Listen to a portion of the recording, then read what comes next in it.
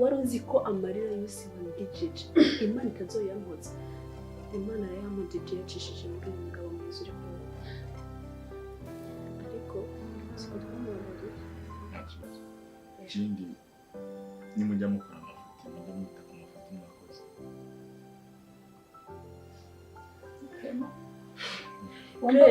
uwo wahisemo nguyu ufata ibyawe nanjye ufise uwanje ubu arakujyanye Imana yaramujije Clement iki wowe urashaka kumbarira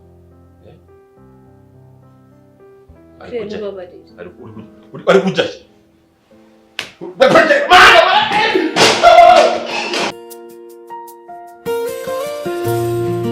Nk'ibisanzwe nongeye kubwiye ikaze kuri YouTube channel yawe wahisemo kugira ngo ujye wumva amakuru n'udukuru bitandukanye biri kuvugwa muri sinema ubu ngubu no muriro nyuma y'ibintu byose bibaye mu no mwaka nyuma y'ibitangaza byagiye bibera muri sinema ubu ngubu reka twongere twigarukire kuri ya filimi yacu My Testimony niyo tugarutseho even nubwo ibintu byageze ahantu hateye ubwoba maze abantu bagatangira gusubiranamo ubu ngubu tugiye kuba twavuga ku kantu ku kane ndetse n'utundi tuntu mutigeze mubasha gutekerezaho kuko ubu ngubu byaba ari umuriro ukomeye cyane dusanze uyu Clement akoze igitero cyo kwihorera tubivuge gutyo dore yuko nyuma yuko habayeho imyuka ibiri yabanje kurwana iyo myuka ibiri yabanje kurwana ni Holy Spirit and Evil Spirit niko twabivuga dore yuko umuntu bita Nawomi n'umusheri wiwe bagiye mu rugo iwabo nyuma yaho bakajya no mu rugo kwa Clement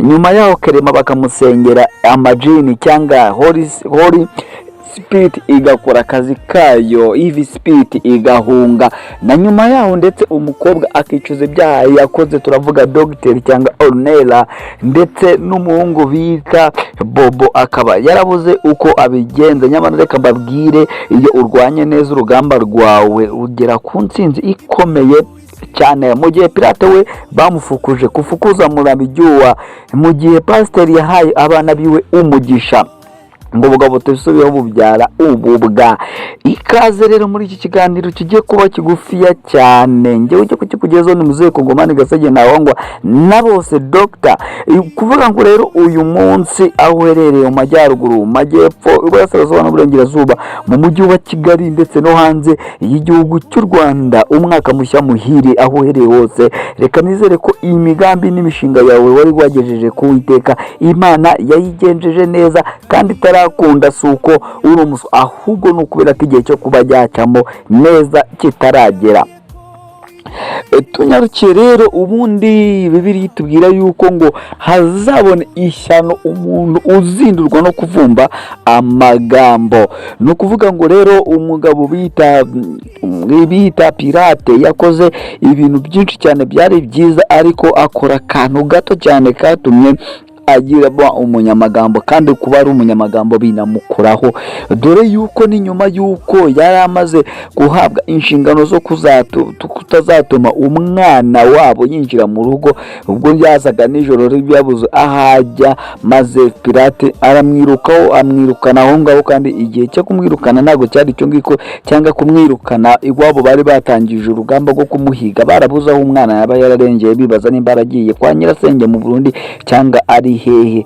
bari bafite ubwoba yuko dore yuko mama wiwe yari yamaze kurota inzozi zuko umukobwa wiwe yapfuye ese ibyo ngibyo waba warabyibutse ko mama yarose umwana we yapfuye ariko nyuma yo kubirota akazinduka asanga inturo cyangwa ipusi y'injangwe majangwe kati yamupfiriye mu marembo nibwo yagize ubwoba cyane atangira kwigira umwihebe cyane uburyo n'ubu n'umugore yatangiye gusuzugura umugabo wiwe ntukabyivangemo kubera yuko aba ari ikintu gikomeye cyane cyamukangwe cyangwa cyamuhinduye cyangwa cyatumye ubwoba bwiwe bushira nukuvuga ngo rero ubwo izo ntambara zari ziri kurwanwa umwana we yari yamaze kugera ahandi hantu mu maboko mazima twavuga ku musheri wiwe bakundanye igihe kirekire cyane washatse kumwitangira akabanza akamubura atazi iyo yagiye kumbe baramuteye inda ahubwo umwana ari kwibaza uko azagenza ari kwibaza kuntu azabaho n'umwana wiwe umujyambere we wari umuri mu nda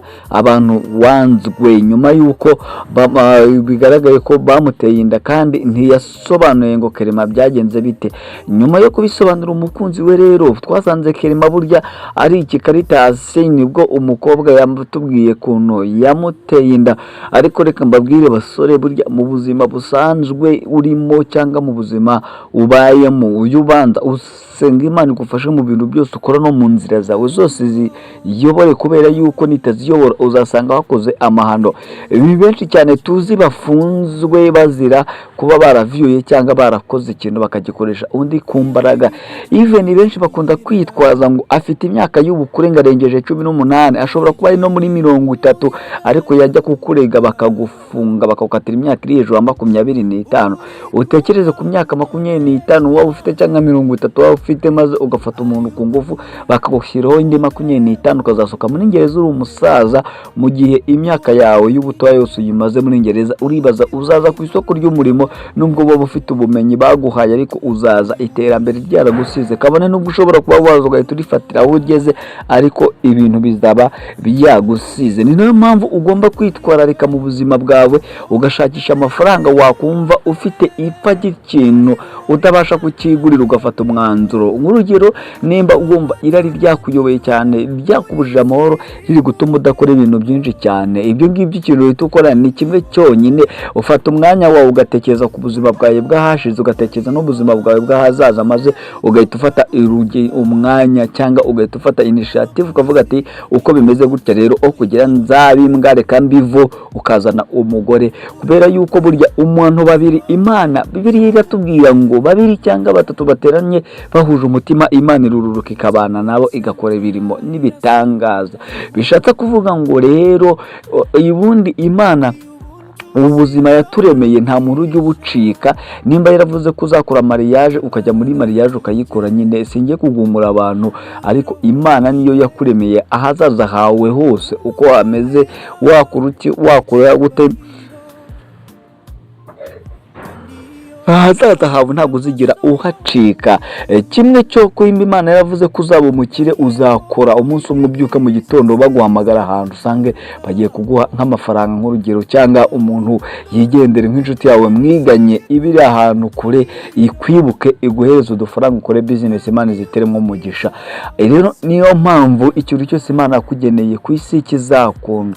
Ushobora gutangira umwe kuvuga ngo uzagera ku kintu runaka, ariko icyo kintu runaka bikarangira utakigezeho bitewe n'inzira zigoranye waciyemo. Ubanza ukitekerezaho ukavuga ati wayi ibi bintu ntabigezeho. Niyo mpamvu rero narindi kubabwira ngo nubona ibintu byakunaniye ufata umwanzuro. Hari abantu benshi cyane baba bakeneye kubaka kandi bakeneye kubakana n'umuntu ufite gahunda. Genda umubwira ati rero nubwo bimeze gutyo wo kugira nandavure, ndashaka kubaka ko byamera kose, mbo umugabo nanjye icyo nabuze nkibone. Icyo gihe Imana izamanuka iri mu mutima wawe, nirangiza igufashe mu buryo bwose igukeneye iyemo kubaho, cyangwa ibyo yagupangiye byose ube wabigeramo utagiye mu bintu byinshi cyane byo gukora amakosa azakugeza mu buzima bubi cyane. Ikindi umuntu yavuga nuko buriya umugabo bita Pirate buriya ntabwo yazize ko yavuze, huya nuko yazize kwivanga mu nshingano zitamureba, yivanze mu bitakagombye kuba bimureba. Kubera yuko nimba umugore n'umugabo bashwanye, ubundi nta muntu wakagombye kuba yajya mu hagati mu makimbirane yabo.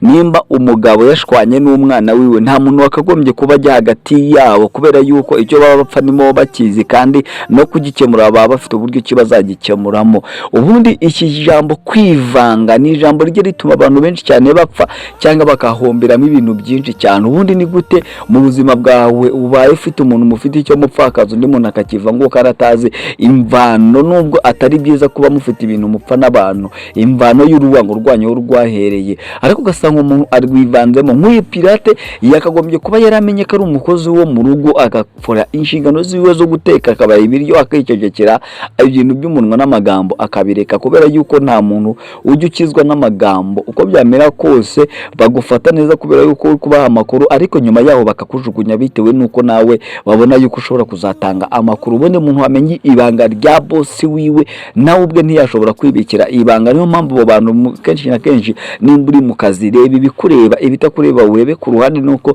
na Bibiliya niko ivuga. Umunsi umwe umugabo yari ari mu kazi, bosi wiwe aramubwira ati rero ugiye guhitamo, amuzanira amafaranga menshi cyane, aramubwira ati rero urahitamo amafaranga. Yarahakoze igihe kingana, iyo nkuru uyitega amatwi neza, yarakozeyo igihe kingana n'imyaka 10. mu gihe kimwe rero avuga ati bosi igihe kirageze nsubire mu rugo. Yari yasize umugore wiwe nta mwana afite, ariko yari asize amutwitse inda, ariko atazi ko yamutwitse inda.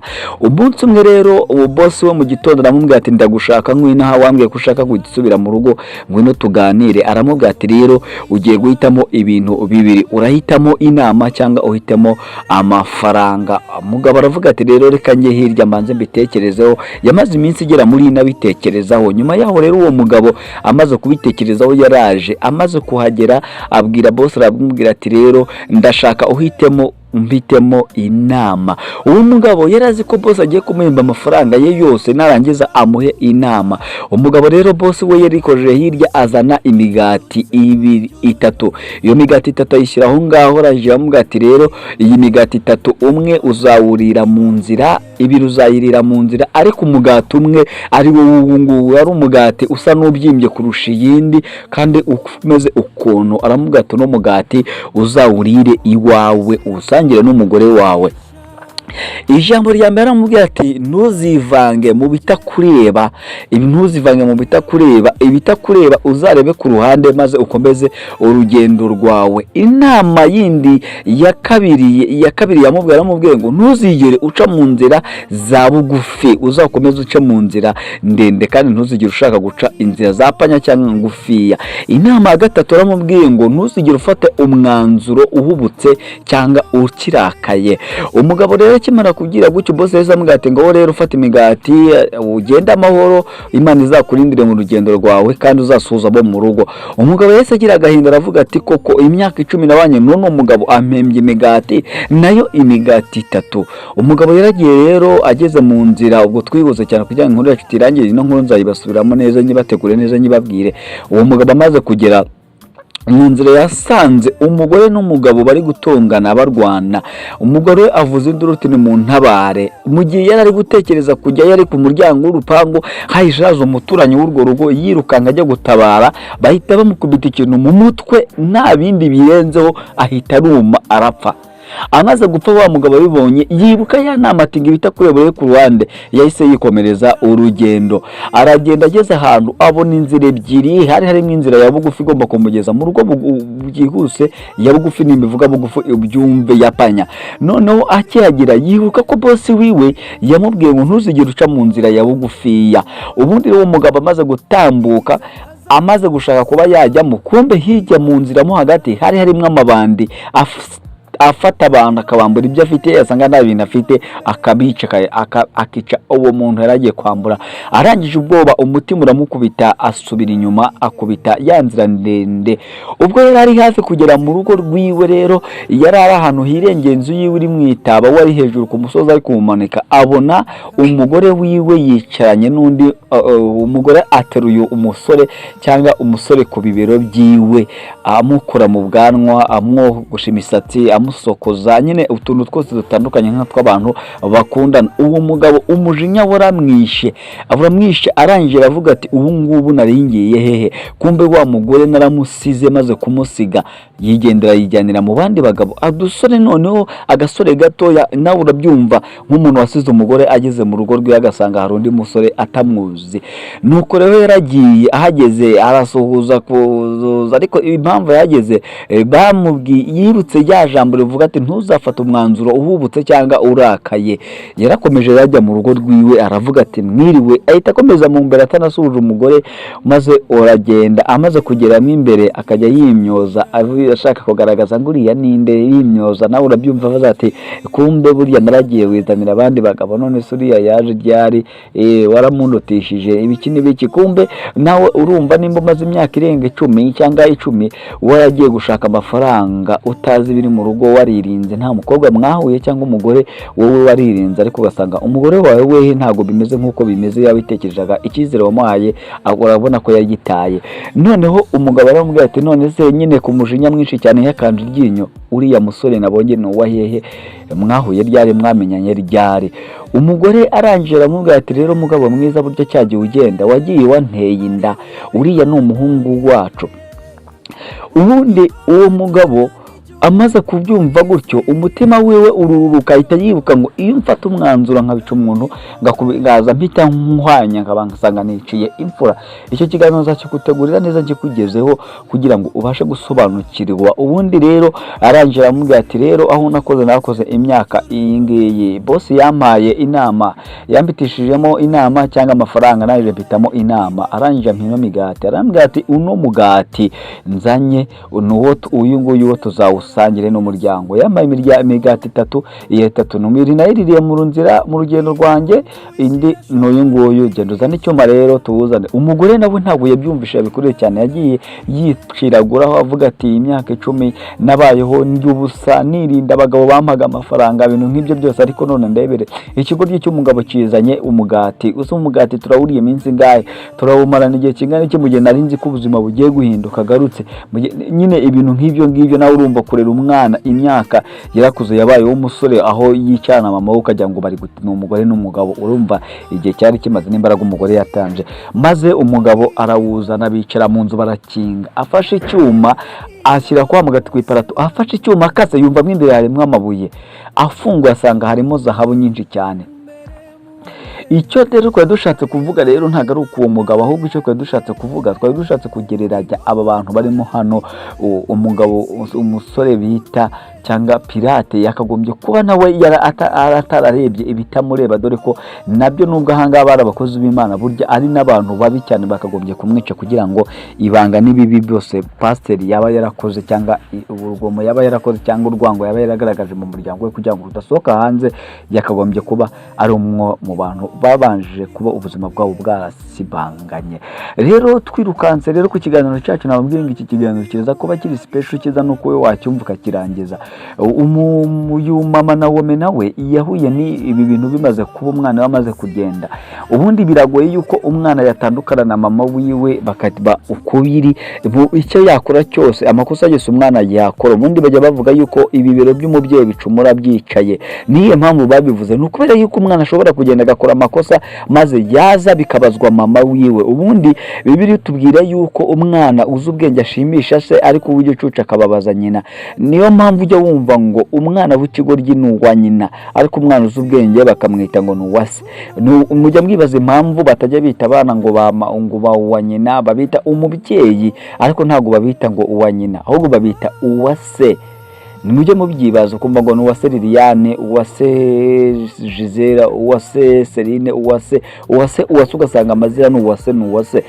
Impamvu rero ni ukubera yuko nyine na Bibiliya yabivuze yuko umwana uzi ubwenge ashimisha se, ariko ugicuca ababaza nyina. Impamvu ababaza nyina ni ukubera yuko ikosa ryose akoze bahita bavuga yuko mama wiwe cyangwa nyina ari we watumye aba gutyo, nta miburire yaba yaramuhaye. Ibyo ntitubitinzeho cyane rero. Uyu mubyeyi atandukanywe n'umwana wiwe umujinya n'umurandura nzuzu, watuma akora ibintu bibi cyane. Ashobora kuba yanakica umuntu kubera yuko umwana wiwe ataba ari kumubona hafi yiwe. Nuko rero pasiteri nawe yakoze byinshi cyane, ariko muri za nama 3 hari inama imwe atakurikije. Yafashe umwanzuro akirakaye atabashije kumva, kubera ko umunsi umwe yaraje asanga umwana we wari kuvirirana, amujyanye kwa muganga asanga ninda yarigiye kuvamo, ahubwo muganga ahita atabara ayigumishamo, akorera utuntu twiwe maze atabara umwana na nyina, kubera yuko biriya byari ibintu bikomeye cyane kandi bibabaje. Iyo umugore twite avirirana kuriya anarebwa cyane, bisobanuye ko umwana arigiye